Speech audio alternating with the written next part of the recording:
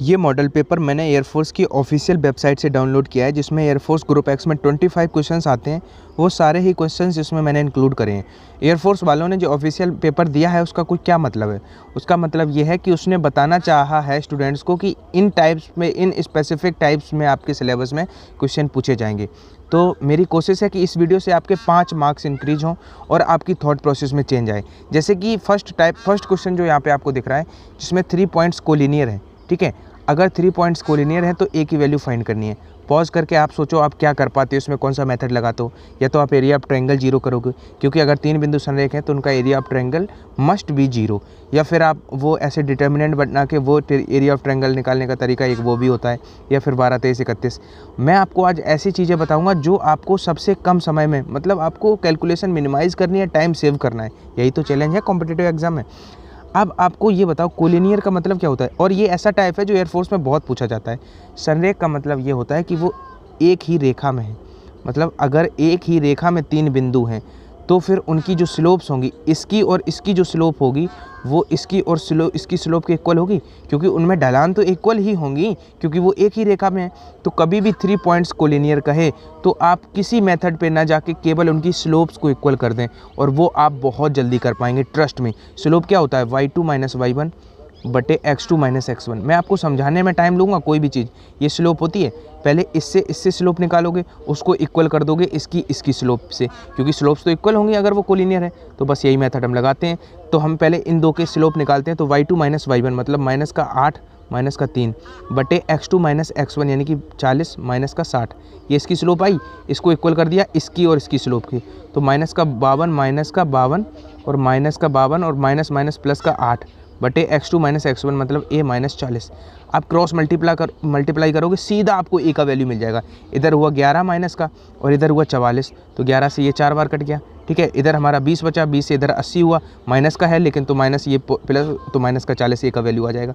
तो मतलब मैं बताना क्या चाह रहा हूँ और आज के वीडियो में क्या बताऊँगा कि आपको जैसे ये टाइप है तो आपको कोलिनियर वाला 3 पॉइंट्स दिए ही जाएंगे। आपको कुछ नहीं सोचना है कि हमें फॉर्मूला याद हो, 12, 23, 31, कोड नंबर भूल गए, कहीं कुछ हो गया, या फिर हम उस मेथड से एरिया ऑफ ट्रायंगल निकालें। नहीं, सबसे शॉर्टेस्ट तरीका है उसकी स्लोप्स को इक्वल कर दो, आपको जो अननोन दिया जाएगा वो निकल आएगा। सेकंड क्वेश्चन है जो एरिया बाउंडेड बाई कर्व्स का क्वेश्चन है। ये हर बार आता है एयरफोर्स में।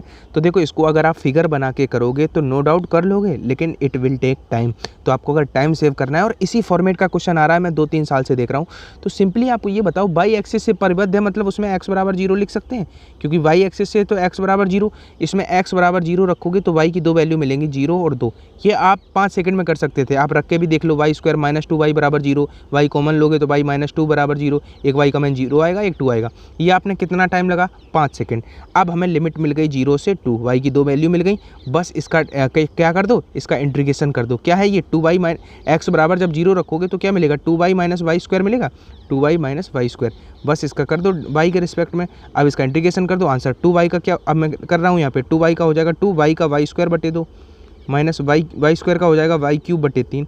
बस इसमें लिमिट ही तो चढ़ानी थी, 2 से 2 तो कट गया। y² मतलब लिमिट चढ़ाएंगे 0 से 2, तो मतलब upper limit minus lower limit, तो 2 रख रहे हैं पहले y का मान, तो 2 का वर्ग 4 माइनस y³ मतलब 8 बटे 3। अब 0 है तो उसको तो छोड़ ही देना है, तो 8 4 या 12 में से 8 गया, 4 बटे 3, बी ऑप्शन राइट आंसर हो गया।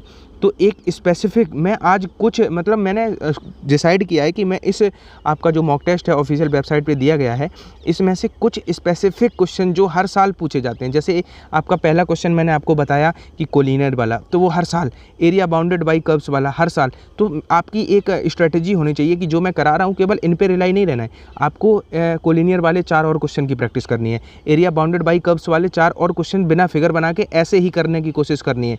तो इनसे क्या होगा, आपका कॉन्फिडेंस बिल्ड होगा। और सेकंड थिंग ये कि आपको थॉट प्रोसेस में चेंज आना बहुत जरूरी है, क्योंकि आपको वो मेथड लगाना है वहाँ पे जो टाइम सेव करके दे। देखो, थर्ड क्वेश्चन लिमिट का है। ये आपसे कुछ कहता है, क्वेश्चन को देख के आपकी प्रैक्टिस इतनी अच्छी हो कि आपको कुछ ऑब्जर्व हो जाना चाहिए।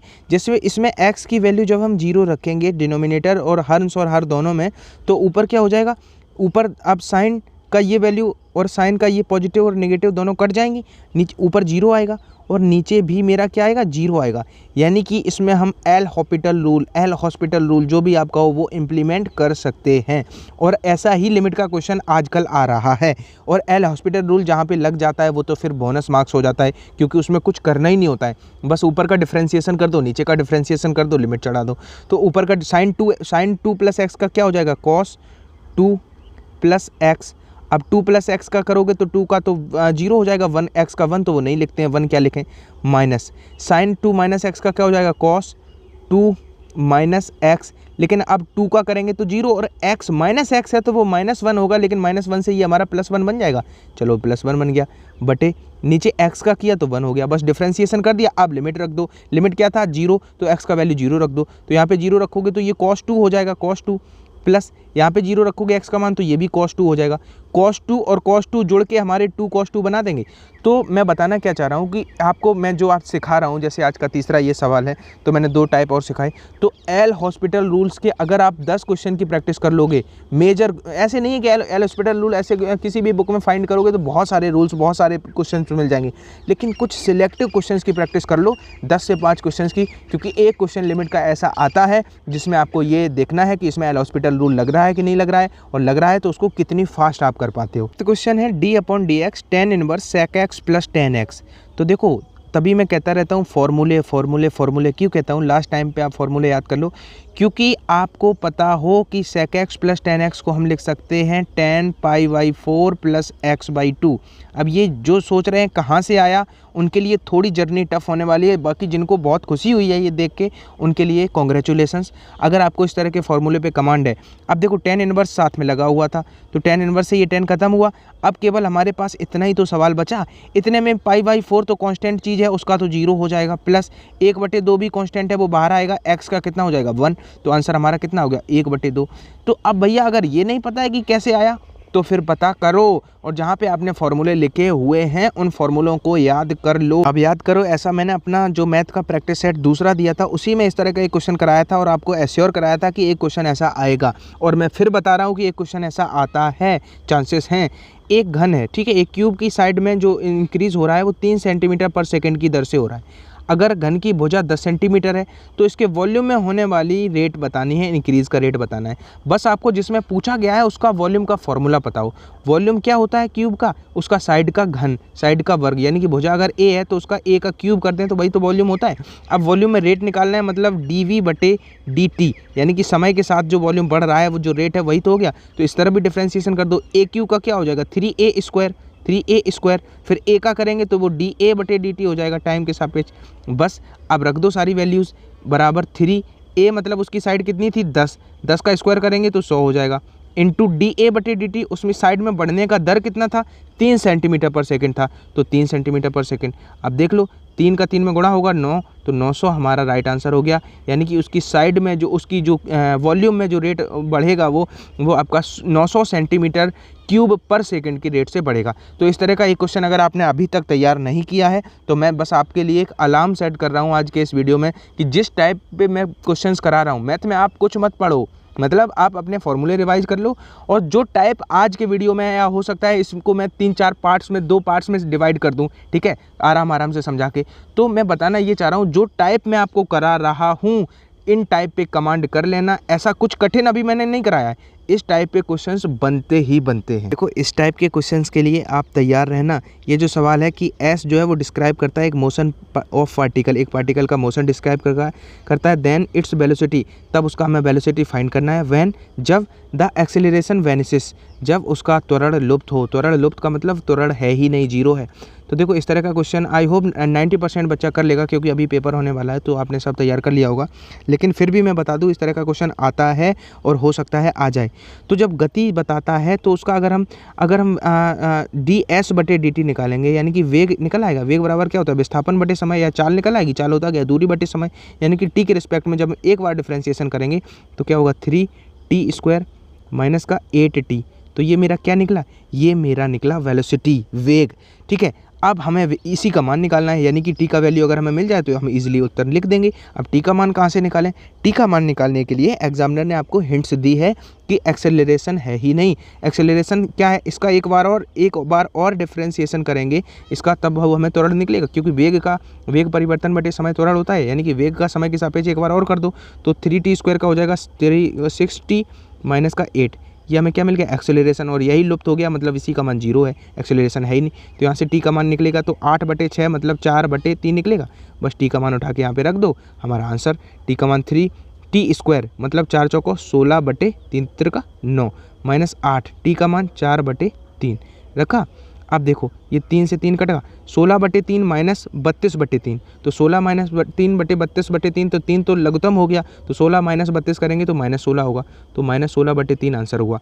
तो फिर मैं बता रहा हूँ आपको, ये 5वां सवाल था, आप समझते चलो, इनका स्क्रीनशॉट लेते चलो स्पेसिफिक टाइप का। अभी अगर 8 दिन भी आप कंसीडर करके चल रहे हो कि मेरे एग्जाम में 8 दिन है, और अगर 8 टाइप जो मैं आज करा रहा हूँ या 2 वीडियो में डिवाइड करूँगा, उन 8 टाइप के अगर 4-4 सवाल और कर लोगे तो आपका जो एयरफोर्स में मैथ का पेपर होगा उसको आप फाड़ के आओगे, मुझे पता है ये बात, अगर आपको ट्रस्ट है हम में तो। एक सिक्के को, एक कॉइन्स को टॉस किया गया है थ्राइस, 3 बार उछाला गया है, find the probability of getting 1 और 2 हेड्स।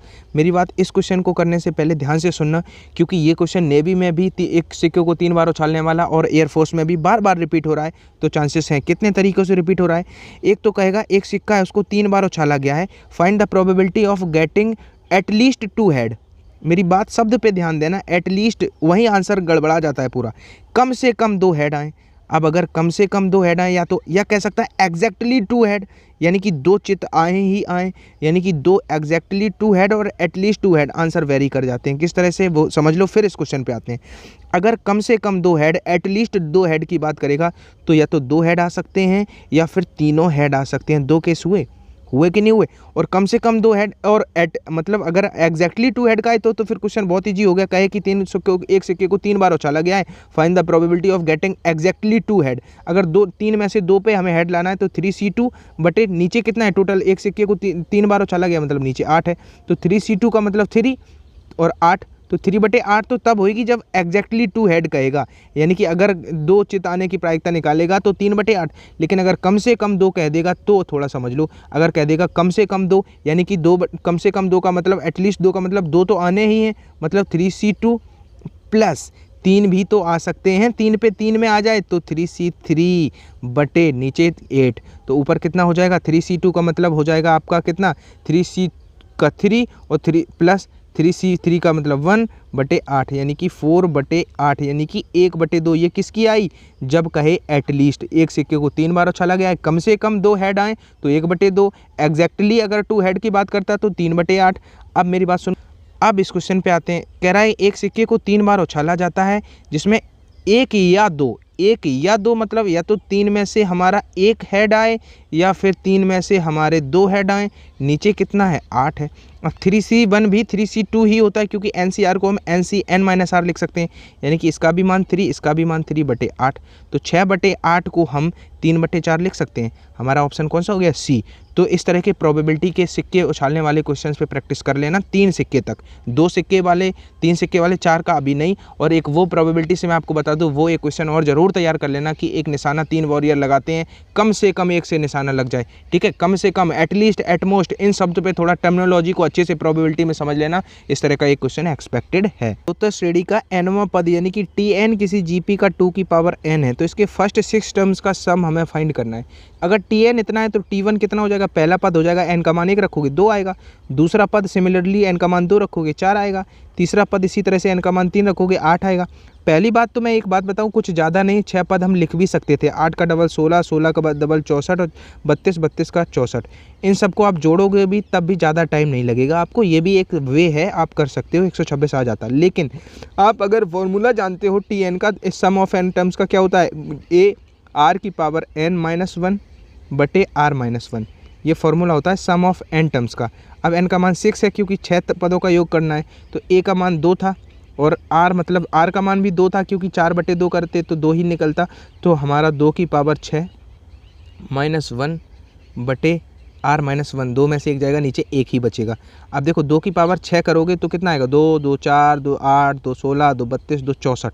तो 64 में से एक घटाओगे कितना बचेगा, 63। तो 63 का गुणा 2 में करोगे तो कितना आएगा, 2 गुणा 63 मतलब 126। तो इस तरह से भी आ सकता था, और वैसे भी अगर जोड़ते तो ज़्यादा टाइम नहीं लगता, इतना फॉर्मूला लिखा उतने ही में हम उन 6 को जोड़ लेते, कुछ 6 ज़्यादा नहीं थे।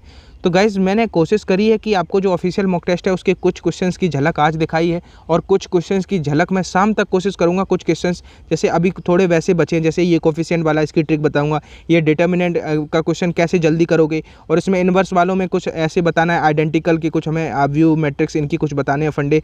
तो कुछ जैसे ये सिमेट्रिक और रिफ्लेक्टिव ट्रांसमिटिव, ये मुझे स्पेशली एक वीडियो बना के बताना है। तो ये एसेंट्रिसिटी ये तो आप सभी फाइंड ही कर लोगे जैसे, और आप देख रहे हो इसका संयुग्मी, इसका कंजुगेट। तो ऐसे कुछ और बचे हैं जो मैं नेक्स्ट वीडियो में कोशिश करूंगा इनकी ट्रिक्स बताने की। बाकी अगर आप अप्रिशिएट करते हो तो मैं एग्जाम तक आपको कुछ ऐसी चीज़ें दे दूंगा जो आपके एग्जाम में पेनेसिया होंगी। अगर आपका कोई सजेशन है तो वो आप दे सकते हो। अगर आपको इस तरह के मैथ में आप ऑलरेडी बहुत अच्छे हो, मैथ में कोई ज़रूरत नहीं है इस तरह की वीडियोज़ की, तो बता सकते हो, वो भी मैं मैथ को रोक के फिजिक्स भी कंटिन्यू कर सकता हूँ, क्योंकि फिजिक्स में बहुत सारा कंटेंट दे चुका हूँ, तो उसमें अब मैं और बढ़ाना नहीं चाहता हूँ। उसी का आप अच्छे से रिवीजन कर लोगे, गारंटी से बोल रहा हूँ मैं, एग्जाम क्वालिफाई हो जाएगा। और स्पेशली मेरी बात ध्यान से सुनो, कल मैंने कम्युनिटी पे एक पोस्ट किया था जिसमें मैंने 15 वीडियो दिए थे। अभी तक मैंने अपने चैनल पे कुछ ही चैप्टर वाइज चीज़ें कराई हैं, जैसे समतापी और दोष प्रक्रम, ठीक है, आपका प्रकाश का ध्रुवण, कुछ चीज़ें कराई हैं जैसे व्यतिकरण। तो उन चीज़ों का मैंने प्लेलिस्ट बना के कल आपको कम्युनिटी पे दिया है, कल का पोस्ट देख लेना, उसको अच्छे से देख लेना। मेरा विश्वास है कि वहाँ से आपको क्वेश्चंस ज़रूर मिलेंगे।